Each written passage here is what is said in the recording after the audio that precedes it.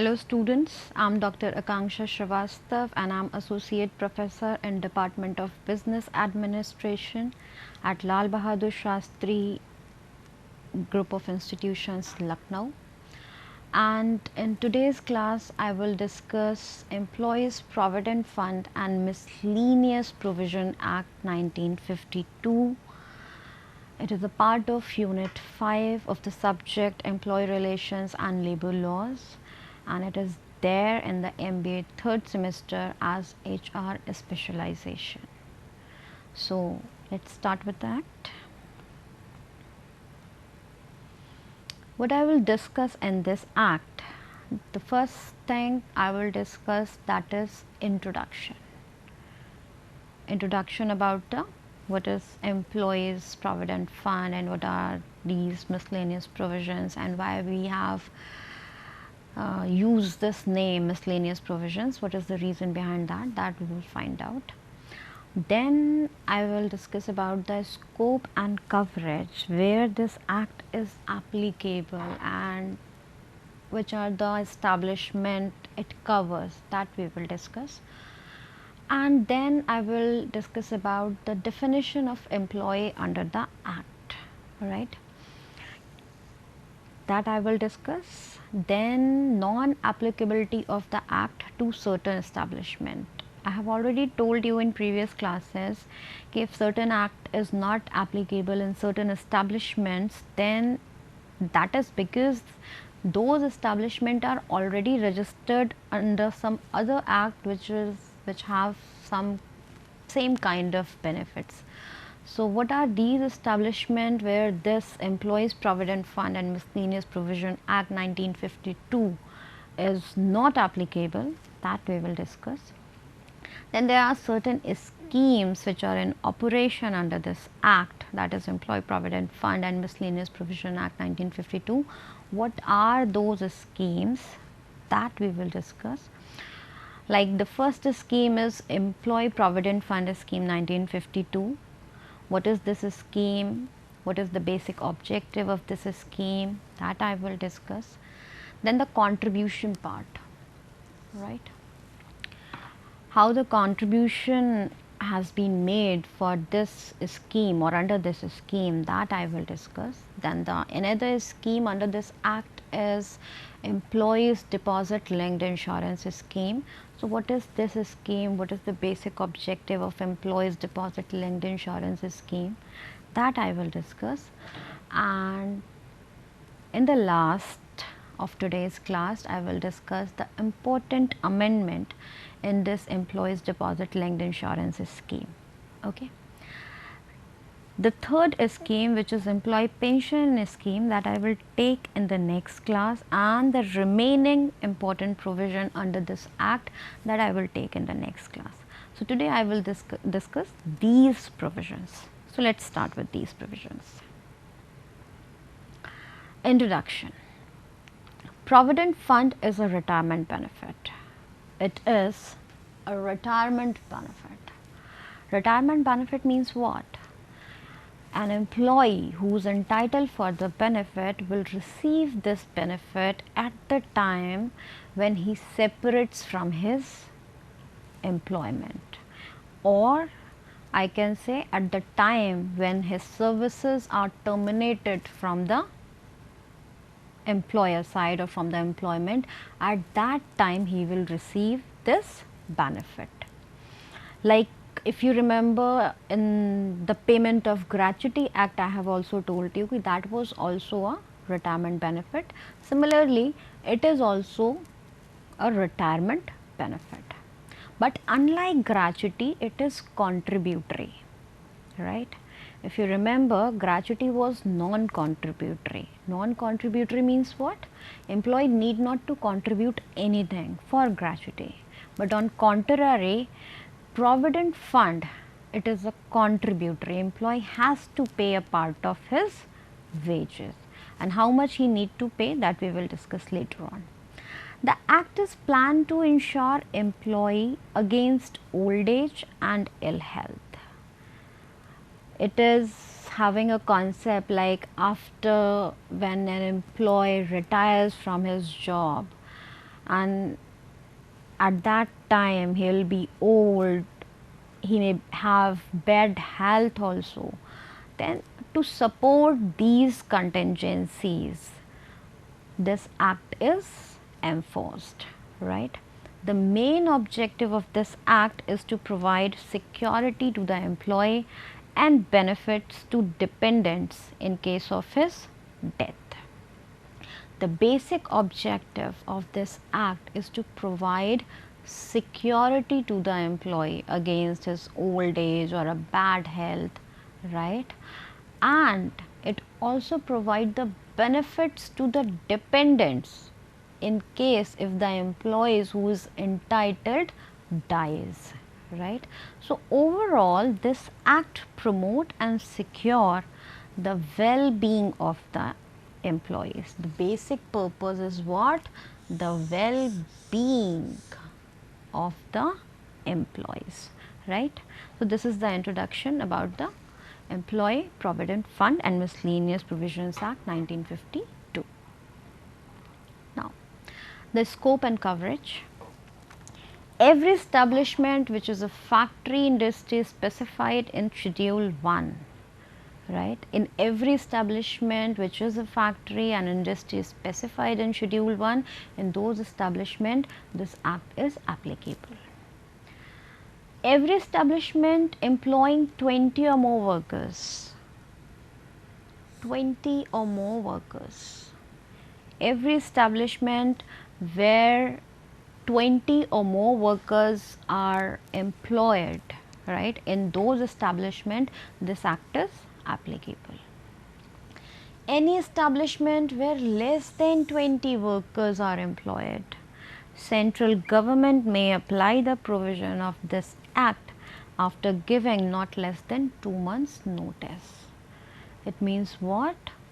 Any establishment where less than 20 workers are employed, if central government may want to apply provisions of this act, it may extend this act to those establishment also where less than 20 workers are employed, but it needs to provide a notification about that and a prior notice of 2 months, right?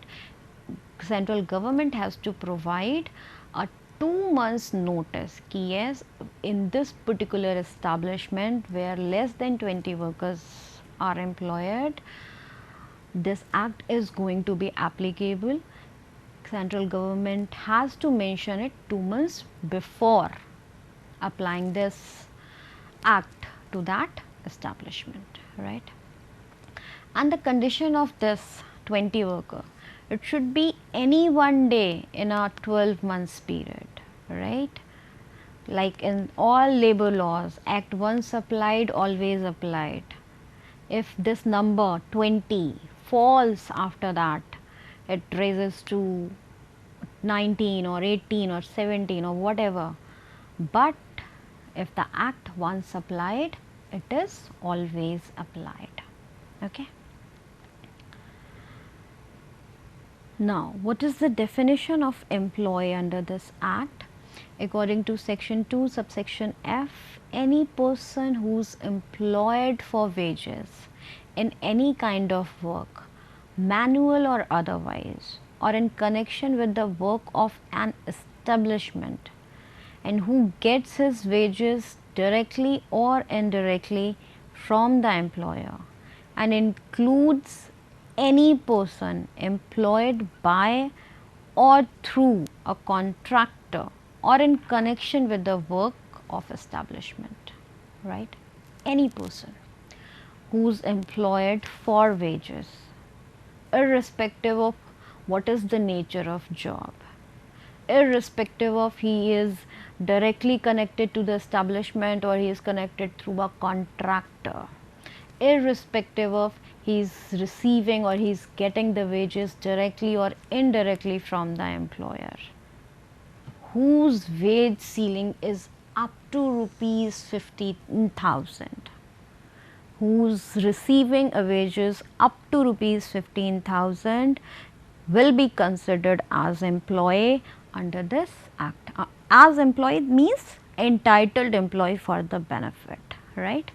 And this is the actually recent amendment which was done on 1st September 2014. Before this ceiling was less, and what was that I will let you know later on. But with effect from 1st September 2014, this ceiling is up to rupees 15,000. Other than this, engaged as an apprentice, but other than those who are registered under the Apprentice Act 1961, it consider any apprentice also as an employee, entitled employee, but not those apprentice who are registered under the Apprentice Act 1961. Those apprentice who are not registered under the Apprentice Act 1961, they are entitled for the Employee Provident Fund and Miscellaneous Provision Act 1952, right. So, this is the definition of employee under this act. Now, the non-applicability of the act to certain establishment where this act is not applicable. According to section 16, this act is not applicable and there are certain conditions. Number 1, any establishment registered under the Cooperative Society Act, Cooperative Society Act 1912, okay, employing less than 50 persons, employing less than 50 persons and working without the power facility. In those establishment, this act is not applicable, right. Those establishment which are registered under the Cooperative Societies Act and having less than 50 persons. If they are having more than 50 persons, then this act will be applicable. But if they are less than 50 persons and they are working without the power facility, power facility means what? Power facility means electricity, right. Electricity. They are not talking about any other kind of power. It is basically electricity, right. So, those establishments who are registered under Cooperative Societies Act and having less than 50 employees employed and working without the power facilities, in those establishments this act is not applicable. Any central or state government establishment whose employees are entitled to the benefit of contributory provident fund or old age pension. Those central or state government establishment which are registered under this contributory provident fund or old age pension, because it is having the same kind of benefits, that is why this EPF Act is not applicable in those central and state government establishments also. Now, other than these central and state government establishment, any other establishment set up under any central or state act whose employees are entitled to the benefit of contributory provident fund or old age pension, in those establishment also this act, the Employee Provident Fund and the Miscellaneous Provision Act 1952 is not applicable. So, these are certain establishment under section 16 where this act is not applicable. Okay. Schemes in operation under the EPF Act. There are 3 schemes which are in operation, right, under this act. And what are these 3 schemes? The first scheme is Employees Provident Fund Scheme 1952. This is the first scheme. The second scheme is Employees Deposit Linked Insurance Scheme 1976, and the third scheme is Employees Pension Scheme 1995. These are the 3 schemes which are in operation under this EPF Act. And why the act title is the Employee Provident Fund and the Miscellaneous Provision Act 1952, because it is having three different schemes in operation under this act. That's why the word miscellaneous is used in the title, right? Because there are three schemes which are in operation under this act, and they have different benefits. Any employee, who's working in those establishment where this act is applicable, that employee is eligible for all the three schemes, right? And these three schemes having different benefits that we will discuss. So let's continue with the first scheme, that is Employees Provident Fund Scheme 1952. Okay. So this is the first scheme, Employees Provident Fund Scheme 1952. The basic features of this scheme is, this scheme covers every establishment in which 20 or more persons are employed. I have already discussed about this feature. The establishment where 20 or more workers or more persons are employed, it is applicable. It covers all those, this scheme covers all those establishments where 20 or more workers are employed. It may also be extended to such establishment which employ less than 20%. Yes, this scheme can be extended to those establishment also where less than 20% are employed, if central government may want to extend this scheme to those establishment, right? But it has to provide a notice before 2 months. This I have already told you. Then employees drawing less than rupees 15,000 are eligible for this scheme. The wage ceiling for this act is up to rupees 15,000. So those employees who are receiving or who are getting up to rupees 15,000, only those employees are eligible for the benefit of this scheme. So this is the basic introduction of Employees Provident Fund Scheme 1952. Now the contribution part, how the fund has been arranged for this particular scheme, right? There is a way of doing this. I have told you when I have started this act, it is a contributory. Provident fund is contributory. That means what? Employee has to contribute as well as employer has to contribute, right? And what they need to contribute? Employee need to contribute 10% of his wages, right?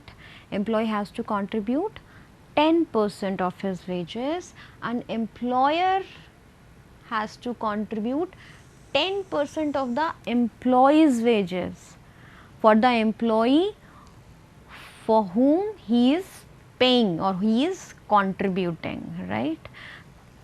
So employee need to contribute 10% of wages and employer need to contribute 10% of employee wages.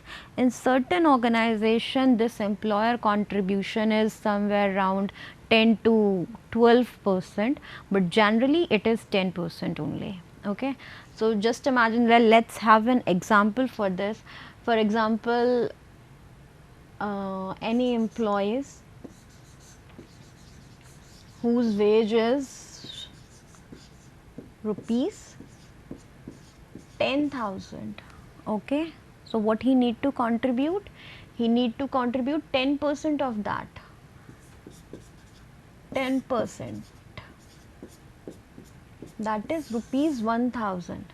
So employee will contribute 1,000. Okay, and employer contribution is what? It is again 10% of employee's wages. That will remain same. That is rupees 1,000. So for this scheme, if we take the same example, for this scheme, the EPF scheme, the contribution will be rupees 2,000. 1000 from the employee's side and 1000 from the employer's side. Okay. And now what is the definition of wage here?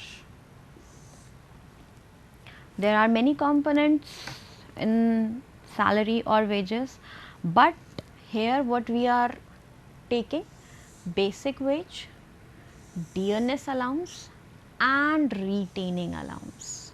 Okay. What is retaining allowance? Retaining allowance is like if a few employees are laid off from the establishment because employer is incapable to provide them work or job, and those are competent employee, and employer do not want to lose them also, but he is incapable for some duration or for some time that he is not able to provide them work. So he may laid off them, but you want to retain them also. So in that case, employer provides some retaining allowance so that those competent employee may not switch here and there. So stopping that switching, or because he do not want to leave those competent employees, employer provide a retaining allowance. Very rare we listen this retaining allowance, but yes, it is there. So in wages, what we will include: basic wage, dearness allowance and retaining allowance if any. The ceiling, which is rupees 15,000, that is not for all the components, it is only for these three components, right? If the total of all the components is more than 15,000, it does not matter. The total of these three components should be up to rupees 15,000, and that employee will be eligible for the benefit, right? So the contribution part is clear, I believe. Now, so that was about the employee provident fund scheme. What is the basic features and eligibility, and what is the ceiling, wage ceiling, and how the contribution has been done or it has been contributed. That was about the employee provident fund scheme. Now this is the second scheme which is in operation under this act, and it is employees deposit linked insurance scheme 1976, right? Under section 6C, the central government is authorized to frame employees deposit linked insurance scheme for the objective of providing life insurance benefit to the workers of an establishment to which this act applies, right? Life insurance benefit. Okay.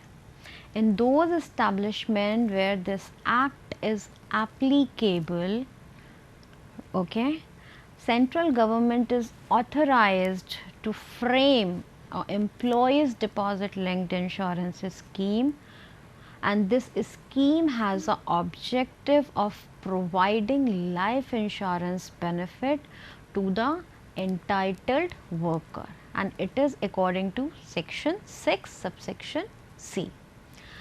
And how the contribution is made under this scheme? Contribution of this scheme is made by employer for the employee, and it is 0.05% of the pay. For employee deposit linked insurance scheme, employee need not to contribute anything. Only employer will contribute for this scheme on behalf of employee, and what amount he will contribute? It is 0.05% of the pay. Of the pay of whom? Of the pay of employee who is entitled, right? Now what is pay here? You know, what components we are taking in this scheme? It is basic pay, dearness allowance, cash value of food concession, and retaining allowance if any.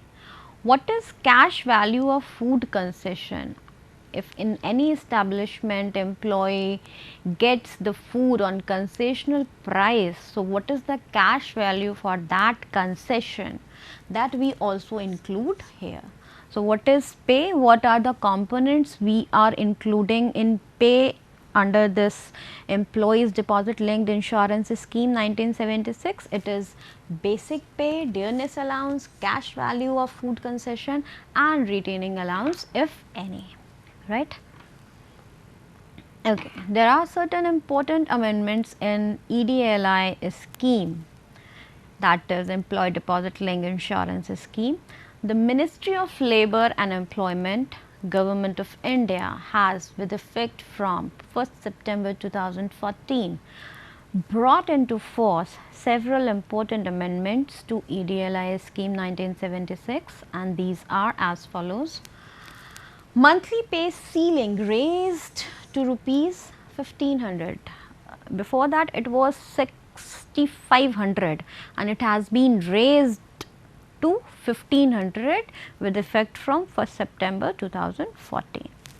In case of death of member, the employee who is entitled for the benefit, right, if he dies on or after 1st September 2014, the member of the scheme dies on 1st September 2014 or after 1st September 2014, the assurance benefit under this scheme, that is employee deposit linked insurance scheme, have been increased by 20% in addition to the already admissible benefit. That means what? The other schemes, that is the EPF scheme and the employee pension scheme, the benefit of those two schemes will remain same, but the benefit under this scheme, that is employee deposit linked insurance scheme, have been increased by 20%, right? I hope I'm clear. So this was about the EDLI scheme. In the next class, I will discuss the third scheme and some remaining important provision of Employee Provident Fund and Miscellaneous Provision Act 1952, and I would like to stop this class here only. Thank you.